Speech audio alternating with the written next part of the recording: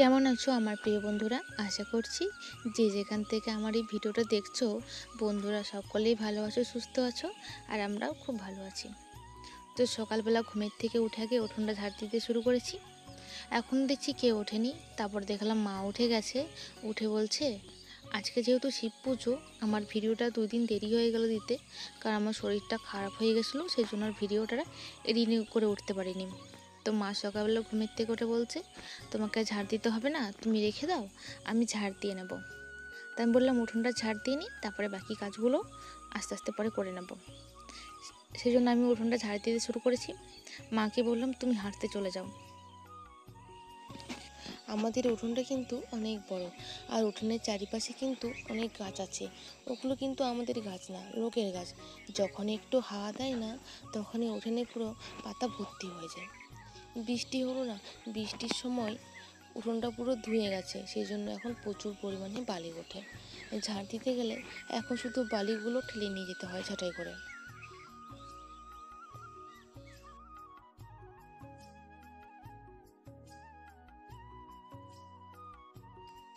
মাকে আমি বললাম যে তুমি হাঁটতে চলে যাও, দেখো এদিকে মা কী করছে। আমি এক পাশটা ঝাড় দিয়ে নিচ্ছি, আর মা দেখি ঝাঁটা নিয়ে আরেক পাশটা ঝাড় দিয়ে নিচ্ছে। আমি উঠোনের দিকে ঝাড় দিচ্ছি, আর মা হচ্ছে রাস্তার দিকে ঝাড় দিচ্ছে। তাহলে হয়তো তাড়াতাড়ি করে হয়ে যাবে। এই রাস্তার দিকটা আমরা ঝাড় দিয়ে পরিষ্কার করে রাখি, না হলে না ভালো দেখায় না। বাবা গরুগুলো বার করছিল, দেখো সব গরুগুলো একসাথে ছেড়ে দিয়েছে, আর চারিদিকে হয়ে গেছে সব গরুগুলো। উঠোনটা ঝাড় দেওয়া হওয়ার পর না আমি এই বাসনগুলো বার করিয়ে নিলাম। দেখি জল এখনও ছাড়েনি, তাই ভাবলাম বাসনগুলো বার করিয়ে রাখি, পরে জল ছাড়লে তারপরে বাসনগুলো ধোবো। মুরগিগুলোকে একটু বেলা করে ছাড়া হয়। বাগানে যেহেতু শিয়াল থাকে, সেই জন্য না মুরগিগুলোকে ছাড়ি না, যদি শিয়ালে নিয়ে চলে যায়। মুরগিগুলোকে ছাড়ার পর রান্নাঘরটা ঝাড় দিয়ে আমি চলে আসছি। তারপর দেখি জলটা ছেড়ে দিয়েছে, সেই জন্য ভাবলাম থালাগুলো আমি ধুয়ে নিই। এই হচ্ছে আমার ছোটো যা। ও দেখি ঘুমের থেকে উঠে গেছে, বলছে দিদিভাই দাও আমি এই বাসনগুলো ধুয়ে দিচ্ছি। আমার এই বাসনগুলো ধুতে হবে না, বাসনগুলো তো কটা বাসন আমি ধুয়ে নিচ্ছি, তুমি এক কাজ করো, তুমি বোতলগুলো ভরে নাও।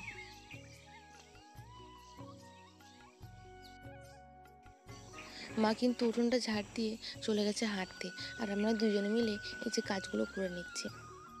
দুজনে কাজ করলে না খুব তাড়াতাড়ি কাজটা হয়ে যায়, কষ্টটা কম হয়। আর সকালবেলা কাজগুলো তাড়াতাড়ি হয়ে গেলে মানে দুপুরের কাজগুলো এত দেরি হয় না। আমাদের সকালে কাজ করে আবার রান্না করতে হয়। মা কিন্তু হাঁটতে গেছিলো, মা যার সাথে হাঁটতে যায় সে আজকে হাঁটতে যায়নি, সেই জন্য মা আবার ঘুরে চলে আসছে। আর যেহেতু শিব পুজো, সেই জন্য মাকে বললাম একটু ধুতরা ফুল নিয়ে আসতে। মা ফুল নিয়ে আসছে, কিন্তু ফলটা নিয়ে আসেনি, মাকে আবার পাঠিয়েছি। ওইদিকে বাসনগুলো ধুয়ে ঘরটা ঝাড় দিয়ে আমি চলে এসেছি আবার এই যে গোবরটা ফেলতে। মা দেখি বাড়িতে নেই, সেজন্য ভাবলাম যে গোবরটা একটু ফেলে দিই।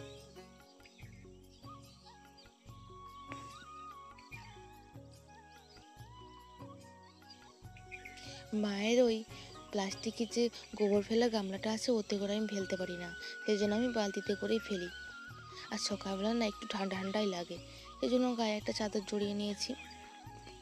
আর আমাদের গাড়িটা কালকের থেকে খারাপ হয়ে গেছে, যেহেতু আজকে পুজো দিতে যাব, সেই জন্য গাড়িটা বাবা ঠিক করে দিচ্ছে সকালবেলা।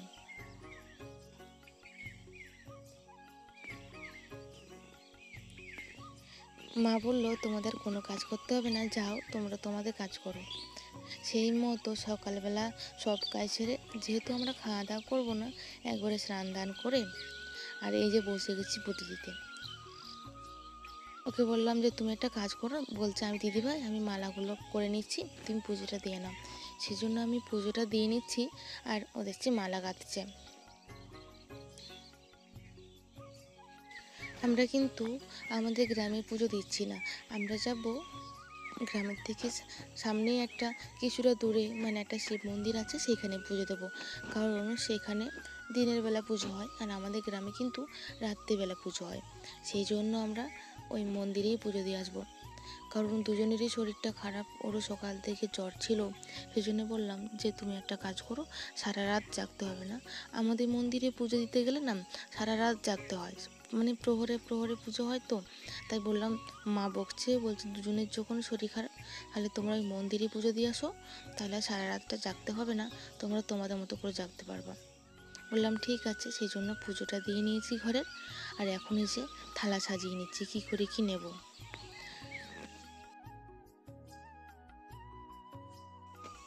দুজনে মিলেই বসেছি। আর আমার যেহেতু ঘরের পুজো দেওয়া হয়ে গেছে, সেই জন্য দুজনে মিলেই এই থালাগুলো এখন সাজিয়ে নেব। কালকে বিকেলে বাবাকে ফল আনতে বলেছিলাম, বাবা কিন্তু সব ফল এনে দিয়েছে, তাই কী কী নেব একটু বুঝিয়ে নিচ্ছিলাম দুজনে।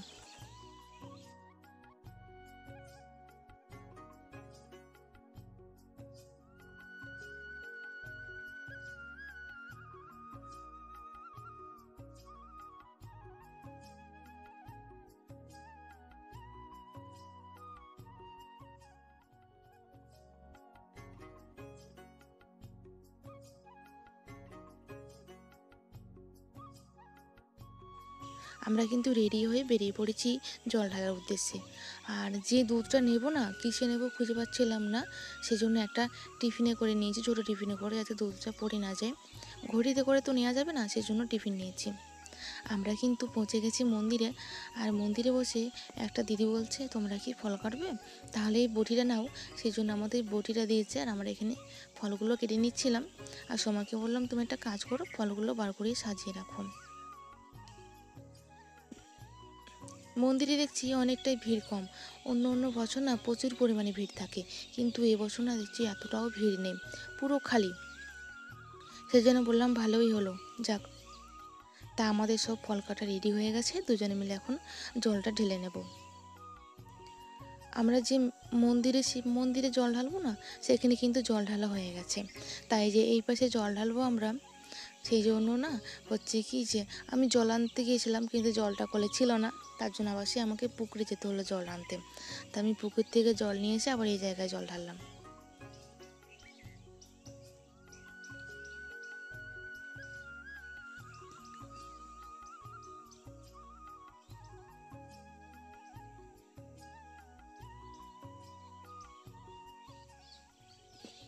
আমাদের জল নেওয়া হয়ে গেছে। আর তারপরে যে তাগা নিচ্ছিলাম এখানে হাতে সুতো, তাই বললাম মানে বাড়ির সবার জন্য নিলাম, আর এখানে শান্তি জল দেওয়া হচ্ছিলো, তাই শান্তি জলটাও নিয়ে নিলাম। এক কুশি তাগা নিলাম, শান্তি জল নিলাম, আমাদের পুজো দেওয়া হয়ে গেছে। আর এই যে টাকাটা দিয়ে দিলাম। পুজো দেওয়ার পর খেয়াল হলো যে আমি তো হচ্ছে যে ধুতরো ফলগুলো আমি দিয়ে দিয়েছিলাম ঠাকুরকে, কিন্তু সোমা দিতে পারেনি, কারণ ওর মনে ছিল না, না হচ্ছে যে ফলের নিচে চাপা পড়ে গেছিলো। তা আমি টাকা বাঁধার পর ওকে বললাম তুমিও হাতে টাকা বেঁধে নাও, তাহলে টাকা দিয়ে দিল। দুজনে মিলেই টাকা দিয়ে টাকা বাঁধলাম। আমাদের কিন্তু পুজো দেওয়া হয়ে গেছে, টাকা নেওয়া হয়ে গেছে, এখন চলে যাচ্ছি বাড়ি। আর দেখছি মন্দিরটা এখন একটু একটু করে ফাঁকা হয়ে যাচ্ছে, কারণ এখন অনেক গ্রামে মন্দির হয়ে গেছে তো শিব মন্দির, সেজন্য হয়তো এখানে আর বেশি মানুষ আসে না। সকালবেলাও অনেক মানুষ জল ঢেলে দিয়ে চলে গেছে। ফাইনালি আমরা চলে এসেছি বাড়িতে। আর এসে একটু লুচি বানাবো, সেই জন্য আমি হচ্ছে যে আটাটা চেলে দিলাম, ও মাখাচ্ছে, তাই দুজনে মিলে লুচিটা বানিয়ে নিচ্ছি। আর মা সকালবেলা কুমড়োর ঘ্যাট মানে ছোলার ডালটা করতে পারিনি, ছোলার ডালটা ভিজতে দিয়েছে, তাই বললাম যে রাত্রিবেলা করবে একবারে। সময় দিকে বেলে দিচ্ছে, আর আমি এই যে পাশে লুচিটা ভেজে নিচ্ছি। দুজনে মিলেই লুচি মানে বানাচ্ছি, তারপরে খাওয়া দাওয়া করবো। কারণ আমাদের দুজনেরই শরীরটা একটু খারাপ, সেই জন্য সারা রাত না জেগে তা আমরা মন্দিরেই হচ্ছে গিয়ে যে দুপুরবেলা পুজো দিয়ে চলে আসলাম।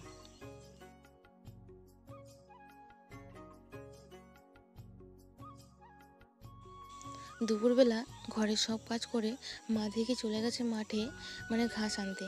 তাই আমি ভাবলাম যে মায়ের সাথে যাই, একটু মাকে একটু সাহায্য করে দিয়ে আসি। তারপর দেখি ও আমার পিছনে পিছনে আসছে। তারপর হচ্ছে দুজনে মিলে চলে গেলাম মাঠে। দেখি মা আমাদের আলুর জমিতেই আছে, সেখানে মা ঘাস আনছে, মানে ঘাস কাটতে গেছে। কিছুটা আছে, দেখি হচ্ছে যে মায়ের ভর্তি হয়ে গেছে বস্তা। তার মাকে বললাম যে দাও আমি কাটতে শুরু করি। এই হচ্ছে আমাদের ওলকপি।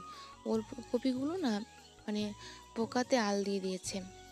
মায়ের বস্তা ভর্তি কিছুটা বাকি আছে। তারপর আমি যে কিছুটা মানে গাছ আলু জমির মধ্যে কিছু আগাছা হয়েছে, সেই আগাছাগুলো কেটে দিলাম।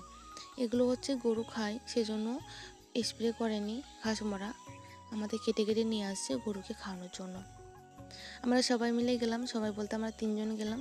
3 জন মিলে এই যে এগুলো কেটে নিয়ে আসলাম।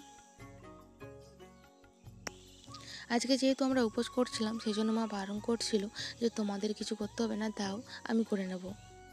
কিন্তু দেখলাম 3 জনে একটু করলে, হাতে হাতে কাজ করলে তাড়াতাড়ি হয়ে যাবে, সেই জন্য না আমরা একটু হাত লাগিয়ে দিলাম। তো বন্ধুরা, আজকের এই ভিডিওটা এখানেই শেষ করছি। দেখা হবে নতুন নতুন ভিডিওতে। আমার এই আজকের ভিডিওটা কেমন লাগলো তোমরা কিন্তু কমেন্ট করে জানিও। আর যদি ভালো লেগে থাকে একটা লাইক, কমেন্ট, শেয়ার আর সাবস্ক্রাইব করে দিও। তোমরা যদি কমেন্ট করো তাহলে ভালো লাগে যে ভিডিওটা আমার কেমন হয়েছে। তো দেখা হবে বন্ধুরা নতুন নতুন ভিডিওতে। Tata, bye bye.